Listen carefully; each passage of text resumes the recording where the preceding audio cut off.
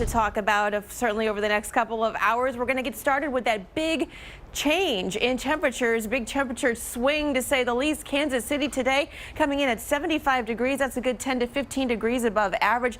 Denver way above average. Amarillo, Texas 91. That would put you 20 to 25 degrees above where you should be. Here's what we have going on here. A big change in our pattern. The jet stream shifting just a little bit. Going to bring a lot of that warmer air finally over here into the central and south and northeast.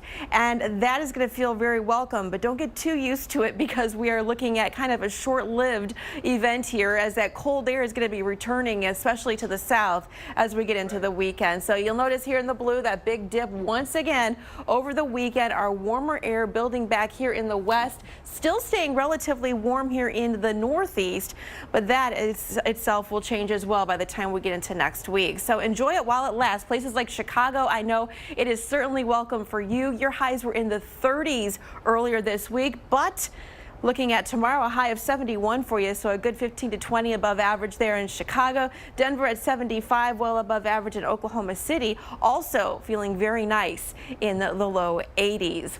So what about Friday for Boston? Yeah, you're looking pretty warm as well, close to 70 for you. DC, you're looking at 82, and Nashville at 78. So in general, anywhere from 10 to even 25 degrees above average in terms of those temperatures. So again, very up and down though, roller coaster like weather here. Over 190 million people with highs above average on Friday. You'll notice the orange on the map, so pretty much the eastern half of the U.S. there. You're going to be feeling the warmth. The rest of you will be feeling the cold. Chicago, your average first 70-degree day, March 23rd.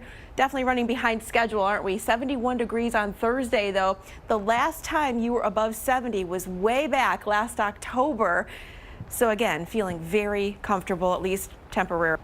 And speaking of lots of rain, we really don't need it in these parts, right? The Mid-South already really soaked, either wet or very wet conditions here in green, stretching all the way back also into Louisiana and Texas, much of Arkansas, certainly Tennessee. You've been just saturated so far this year. So whatever rain we get on top of this is really just going to have not a whole lot of opportunity to roll off or go anywhere. So looking here at 3 to 5 inches in yellow here, stretching from Shreveport back up into Memphis, possibly even as far north as Nashville. So some pockets of very heavy rain piling up. This will be Friday through Sunday of this week. Everyone else in general looking at 1 to 2 inches. But really timing this out day by day for you here in terms of the severe weather threat. Looking at as far north as Iowa, as Dr. Postel was mentioning, Des Moines in the red zone, all the way down to Houston, Texas, and certainly Dallas right on the edge as well for those severe storms. That's Friday. Then Friday night, we'll see that shift just a little bit more to the east, but still much of Texas here, at least East Texas in play, as well as the Arklatex, back maybe even into St. Louis, looking at some strong storms, if not tornadoes, possible for you. And then on Saturday, we were just talking about the instability still being there, some of these factors, but limited more now to right here along the Gulf Coast from New Orleans all the way over to the Florida Panhandle, and then maybe as far north as Nashville again. Scattered showers and thunderstorms in green where you see here on the map. What about Saturday night? Looks like we will see that severe weather threat diminish, but we'll certainly see those scattered storms continuing now to press east and north for that matter, all the way up into the Ohio Valley. Atlanta, you're going to be getting some rounds of storms as well, lasting in through Sunday.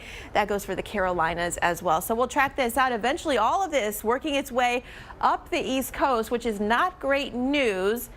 Big event going on Monday, right? We've got the Boston Marathon, and it does look like it is going to be a wet and messy event. Well, on average, falling trees kill 34 Americans every year. A Pennsylvania woman is one of the lucky survivors. This morning, doctors say she'll make a full recovery after her car got crushed.